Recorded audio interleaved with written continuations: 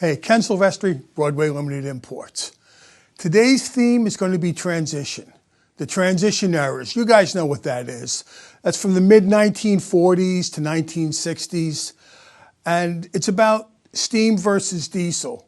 And it was always one of my favorites. No, my favorite era to model. Because, and I made a list. You get the majesty of steam, the brute power of diesels, whistles and horns, steam chuff, diesel roar, side rods, bold paint schemes. You get the best of both worlds. Okay, we have 4 transitions to talk about today.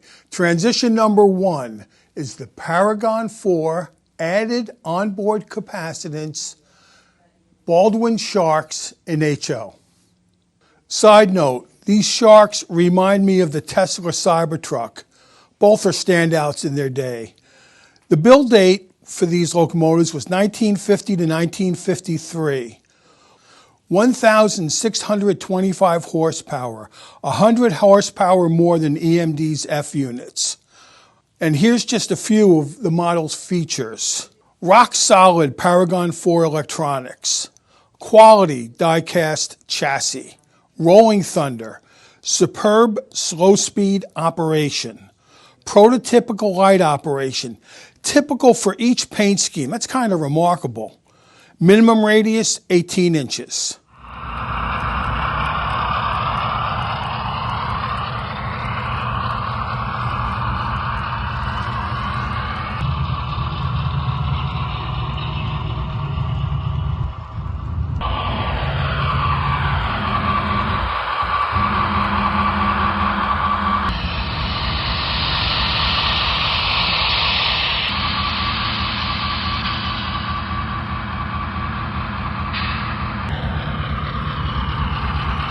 The Sharks are sold as a power unit and a non-powered unit with additional power units available. Full-featured and stealth units are available at your favorite dealers right now. Transition Loco number 2, the Paragon 4 EMD F7s and F3s in HO. EMD's F-units were the star of the transition era.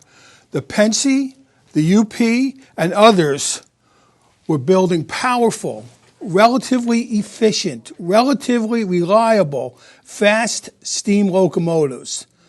But the diesels were coming around the mountain and over the plains and up and down both coasts. From 1939 through 1960, EMD built over 7,300 F-units.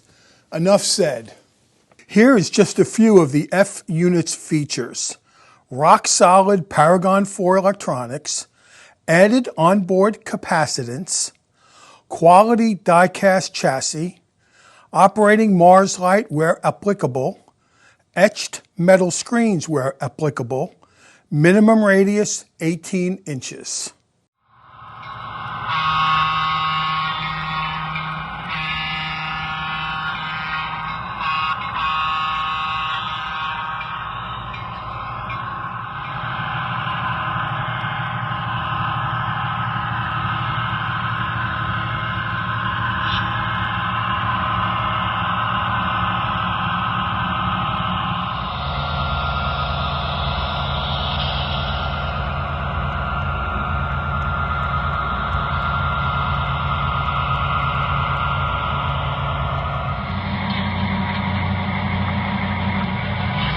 The covered wagons are also sold as a power unit and a non-powered unit, with additional power units available.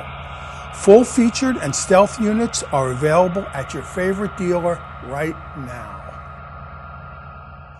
Now here's Curtis with the differences between the F3 and the F7. Thank you, Ken. We're going to look at the F3s and F7s here more closely in just a second, but from the outside you would think that they look very similar, which they do. There's a lot of very similar characteristics of these locomotives, but there are some subtle differences on our models that you can tell which ones are the F3s and the F7s, and we're going to go over those really quickly right now. On the F3s, the grille arrangement above the cab windows and on the side windows of the body resemble more of a chicken wire appearance compared to the F7s. Next is the smokestack arrangement for traction motors. The F7s had about 20% higher continuous tractive efforts than the F3. So there you would see the different smokestack arrangements on the top compared to several versions of the F3s. Some of the F3s and F7s had different versions of the smokestacks. Some had them higher than others, but that was more dependent upon the railroad, their preference of the smokestacks on the locomotives. But most of them were pretty consistent with that 4 arrangement. A couple of ones like the Santa Fe ones here, you'll see some at the front as well as on the back. For both the F3s and F7s, we model them with road-specific details, so if you were to compare photos of ours to the real prototype, you would see very striking similarities amongst all of them.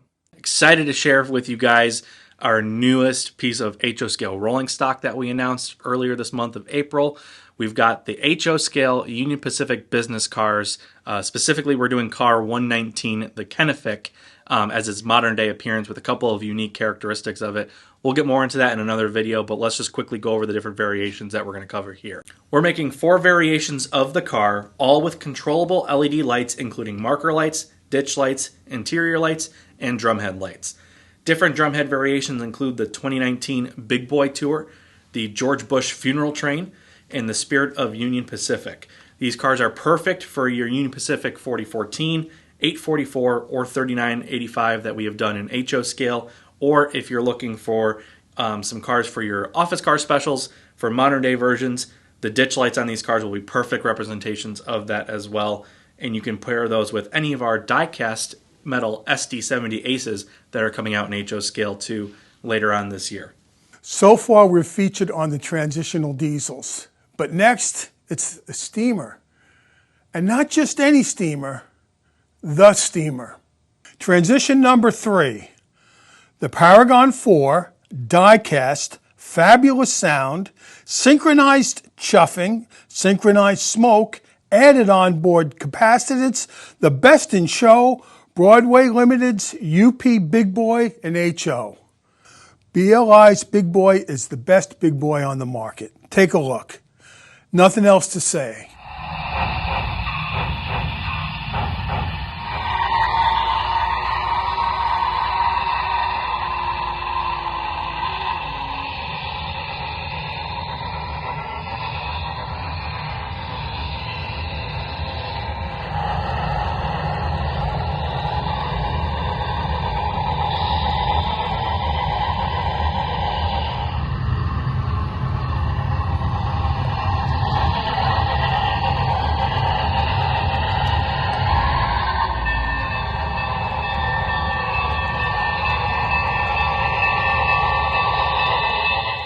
Transition number 4.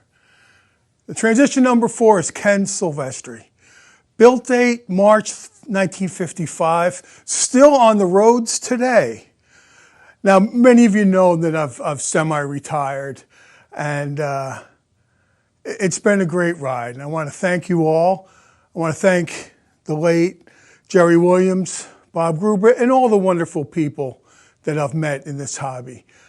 And I've been doing it a little bit over 30 years. But I'd most like to thank you, our customers. You guys are the salt of the earth. Thank you. Oh, wait a minute. You'll still see me at the shows and on this platform. So until next time, happy railroading.